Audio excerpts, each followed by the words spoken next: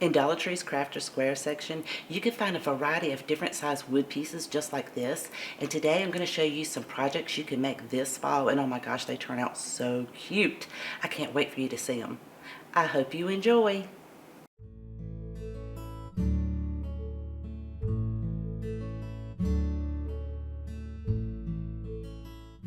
For this project, we're going to use this wood piece from Dollar Tree. It measures roughly 5.5 inches wide by 11 inches tall, as well as two 5-gallon paint star sticks that I have left over. I'm going to cut both of those down to 5.5 inches. Now, because these are very rough, I need to go over them with some sandpaper, making sure I get all of the edges, including those paint sticks.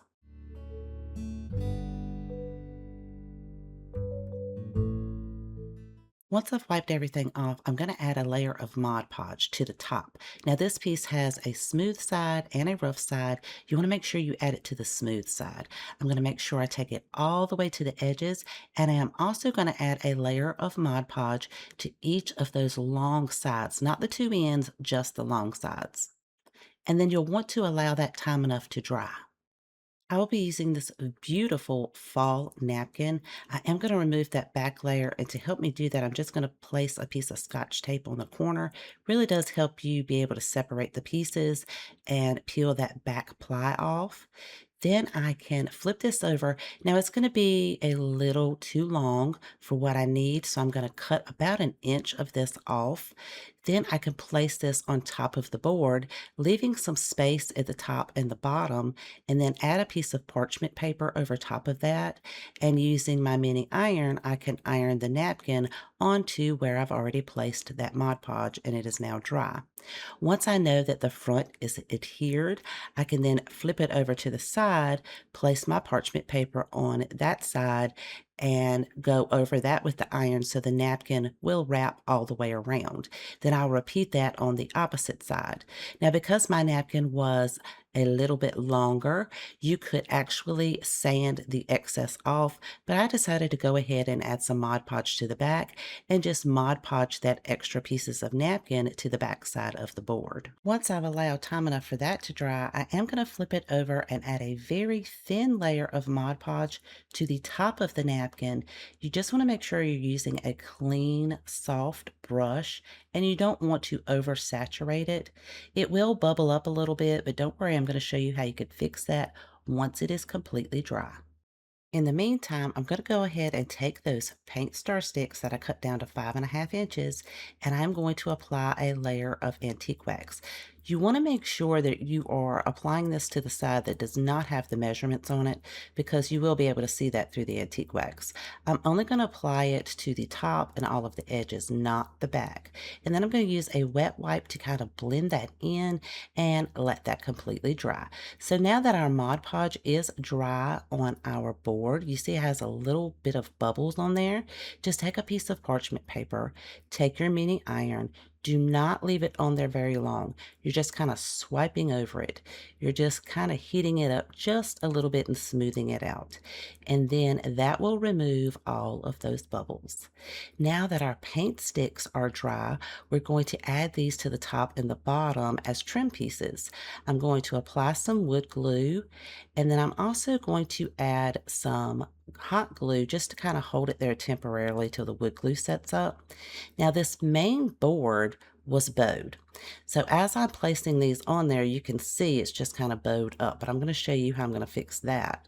Once I apply this bottom piece on there, I am going to take some clamps, clamp it on each corner to really get that wood glue to have these two pieces sealed together, and that's going to eliminate that gap. So once I have those on all four corners, I will let that wood glue set up. I let mine set up about 1.5 hours. And once I removed all of those clamps, it really did seal these two pieces together and no gaps. Now I've got to fix the outside edges because they're not the same color as our trim. So I'm going to go over that with that antique wax, including the ends to kind of blend that in. I'll do that for both ends and all of those little outside sections and let that completely dry. Now I want mine to be able to stand up. So I have this piece that I removed removed off of another project, which I'm going to show you next. And it just has one of these little clip things on it. So we're going to use this as a stand. I'm going to flip this over to the back side, and I am going to use my hammer to hammer this into the center to the wood, and then that way it will be able to stand up on its own. We're not finished yet. Now we need to add some cuteness to the front. So I have this pumpkin. This came off of a double pumpkin from Dollar Tree, and I used it in a previous project and added this little burlap flower from Dollar Tree. And I think this is just going to fit perfectly on this piece. I'm going to add some super glue and some hot glue to the back and place this right in the center.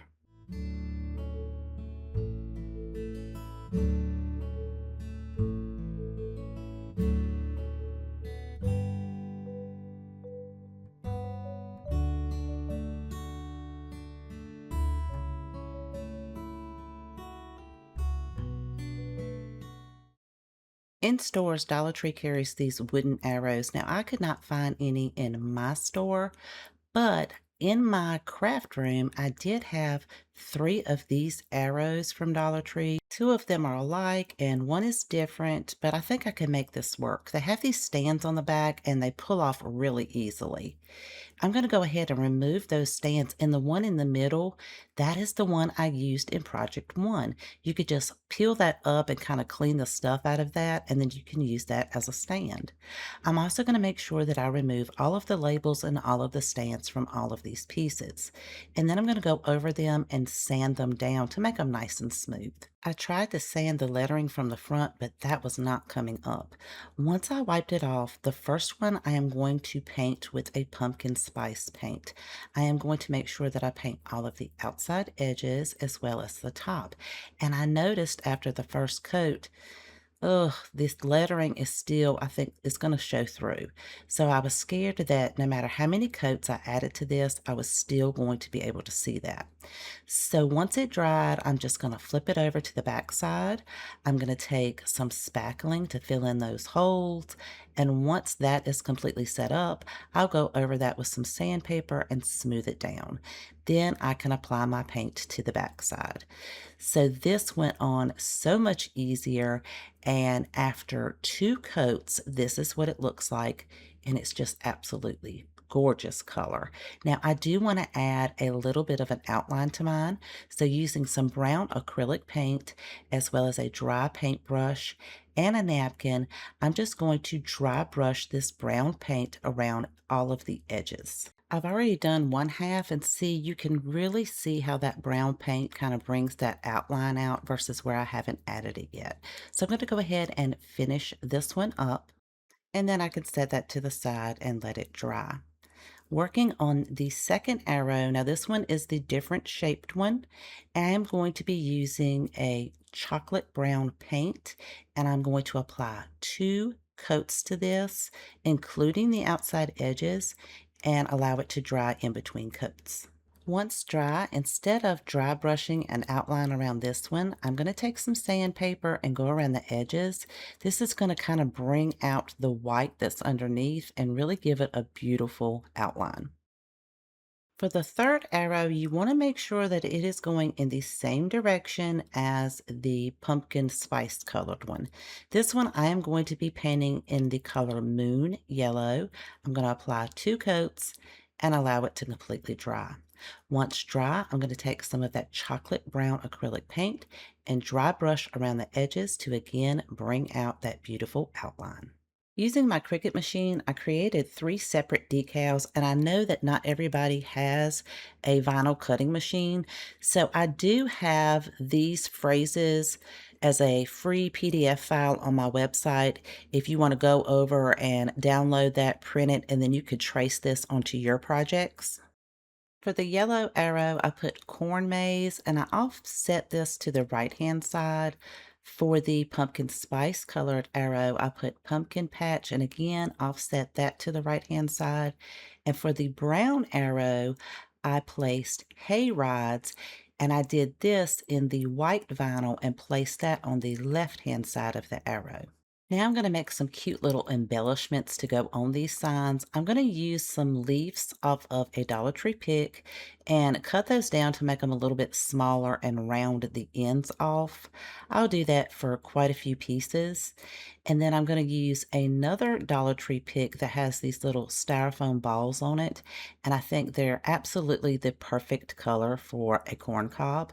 So I'm going to cut that off and I'm going to try to straighten it out as best as I can. I decided to go ahead and hot glue that onto the stem of the pick just to be able to keep it straight. And once that glue sets up, I'm going to cut another piece off of the other end once I cut that down. And then I can use that to glue to the side to start forming the corn cob. Once I kind of get that the way I like it, I am going to add in a few more of those little styrofoam balls to fill in any open spots. And then on the back side, I'm going to hot glue those leaves. So I'm going to start with one in the center and I have the leaves facing the corn cob. Then I'll add one off to each side. And I'm just going to build that up, layering it down to the bottom. So once I have those three in there, I'll add some more leaves in the front. Those again will be facing forward. And once I have as many leaves as I think I need on the front, I am going to add a few more little styrofoam balls to fill any openings that are there, and then take one final leaf and glue it from the left-hand side, kind of wrapping it around the bottom and then gluing it up to the right-hand side. So this is what it is looking like, a cute little corn cob. And I have this little mini hay bale. I believe this came from Hobby Lobby. Now, it is too big for what I want to use it for, so I do have to cut those wires off that's holding it together, and then it'll just kind of fall apart. My original idea was to take some floral wire and wrap it around a small section, but then I just noticed that all of the little so-called hay pieces were just going to fall off. So I decided to take a piece of floral foam from Dollar Tree and I'm going to cut that down to the size that I need for my sign. And then I am going to saturate it in some Mod Podge. I'm going to cover all sides except for the back. And of course, this was making an absolute mess. So I decided to take a toothpick to put in the bottom, which I should have done to begin with. That way I could get that Mod Podge all over all of those sides and then just dip it down into this so-called hay and make sure that all of that Mod Podge is covered up. Then I can set this on top of another piece of styrofoam using that toothpick to let it dry. And of course, I am going to save all of this other extra stuff because I can use that in a future project. I'm just going to put that in a Ziploc bag. Once it has completely dried, I can then take my floral wire and cut two long pieces so that I'll be able to wrap this around tightly. This is just going to give it that cute hay bale look. And then I can twist those in the back really tight. And once I have both of those pieces on there and I trim the excess floral wire off, I will go back and kind of spritz it with some hairspray to help keep any of that hay stuff from falling off. Then I'm going to take a pumpkin and I am going to cut about a third of this off so that I'll be able to sit this flat on the sign. Speaking of signs, now we got to go get our three arrows, and I am going to turn them around to the back side so that we can attach them together using some nautical rope. And I'm trying to make sure that I keep everything lined up. So I am going to take that little square and kind of make sure everything's even on one side and everything is equally distance apart. Then I could take my nautical rope and using some super glue as well as a little bit of hot glue, I'm going to start at the bottom left and glue that to the back side of each of these signs in the same spot. And then I can make a loop at the top for the hanger and then glue that on the right hand side all the way back down to the bottom. And then I can let my glue set up.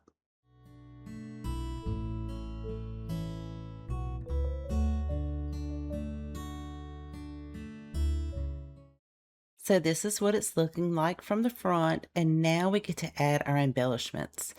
To make sure that these really don't come off, I'm going to use a combination of super glue and hot glue to glue each one to its coordinating sign.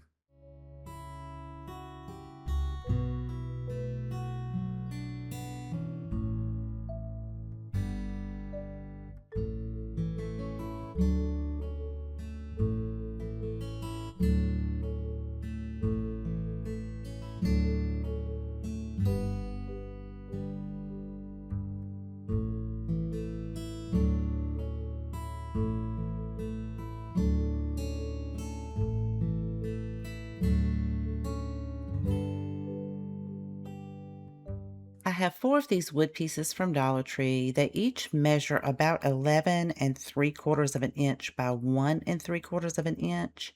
I have this sitting on wax paper because I want to use some wood glue and go along one edge, press 2 of those pieces together.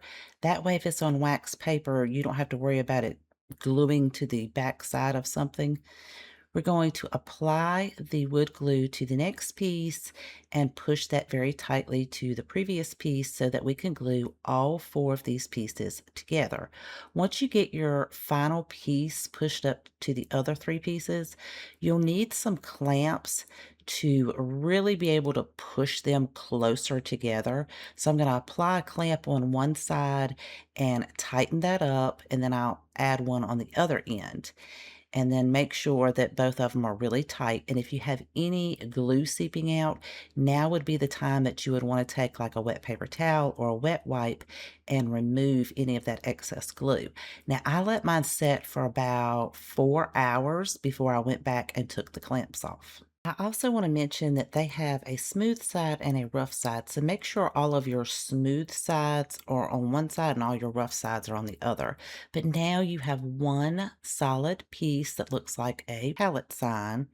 Now I am going to take some white paint and very carefully just paint the top. I do not want the outside edges white, only the top. So I'm trying to be very careful not to go over the edge. Once dry, it is going to look like this. You're going to have those beautiful wood edges, and just the top is going to be painted white. Then I'm going to take some Mod Podge and apply this over all of the white painted areas, making sure that I not only bring it all the way to the edges, but I also get into those crevices where all of those wood pieces are glued together. Then you'll set that to the side and let it completely dry.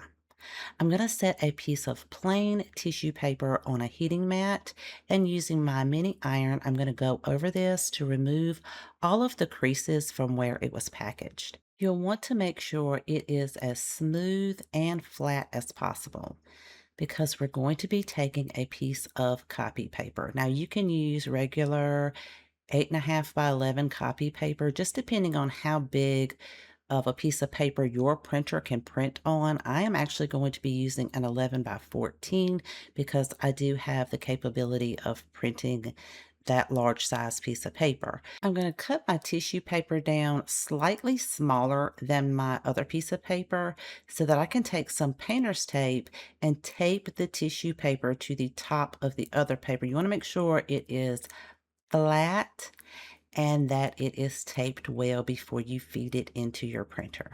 I printed off an image that I created, which is available on my website if you're interested, and the link to that's in my description box below. I am going to set this on top of that wood pallet sign, line it up, use a piece of parchment paper, and then very gently iron this tissue paper on there. I did use an inkjet printer. I am not sure if you can do this with a laser printer. If any of you have ever tried this technique with a laser printer, please let us know in the comments down below if it worked for you. Once I have this ironed on, I'm going to take a piece of sandpaper and go over the edges to remove any of that excess tissue paper. And I'll make sure to wipe any of the debris off before adding a layer of Mod Podge on top of that tissue paper. You just want to be really careful and don't brush too hard so that you tear the tissue paper, and allow it to completely dry.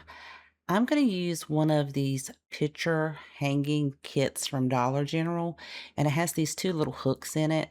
I'm going to make a mark on each end at the top and then drill just a tiny little pilot hole to get me started so that it would just be easier for me to insert these and then hand tighten them. You could completely skip this part. You could add a nautical rope hanger or a ribbon hanger. You could glue it to the back, but I just thought this would be really cute if I added these two hooks in there, and then I'm gonna add a piece of twine and just double knot it on one end, cut the excess twine off, and I'll repeat that process on the other side once I determine exactly how long I want my hanger to be. And then, of course, I did notice while I was putting this hanger on there that I have a few little bubbles and wrinkles from where I applied the Mod Podge to the top of the tissue paper. So once I finish my hanger up, I'm going to take a piece of parchment paper, set that on top, and just very, very gently iron over that to remove any of those wrinkles and bubbles.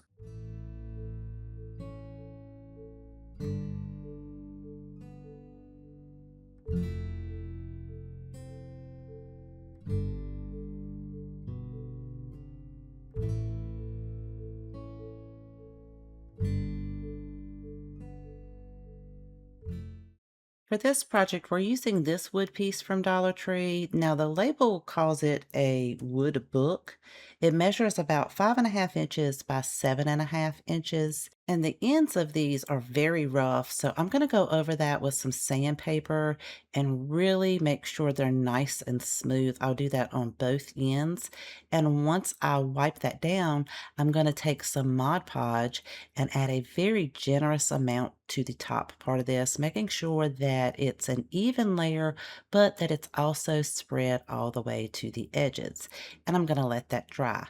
I printed out another design, which is also available on my website. The link to that's in my description box below. I just printed this on regular copy paper, and I'm going to line my design up and then use a piece of parchment paper and my mini iron to iron this onto where that dry Mod Podge was. Now, because my copy paper is a little bit thicker, that's why I made sure I add a very generous amount of Mod Podge to make sure that it will hold this paper to the wood piece.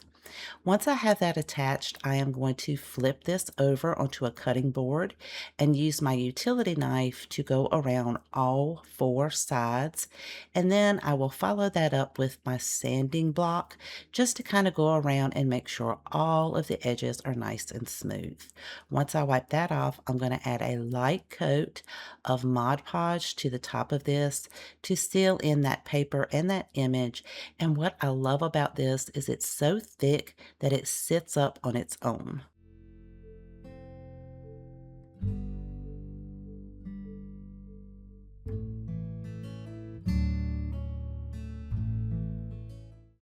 I hope you enjoyed today's projects and found tons of inspiration. If you have a favorite, please let me know in the comment section down below because I always love to know which one is your favorite. If you haven't subscribed already, I would love you to click that subscribe button right below the video. Thank you so much for spending time with me today. Please take care, and I'll see you guys next time.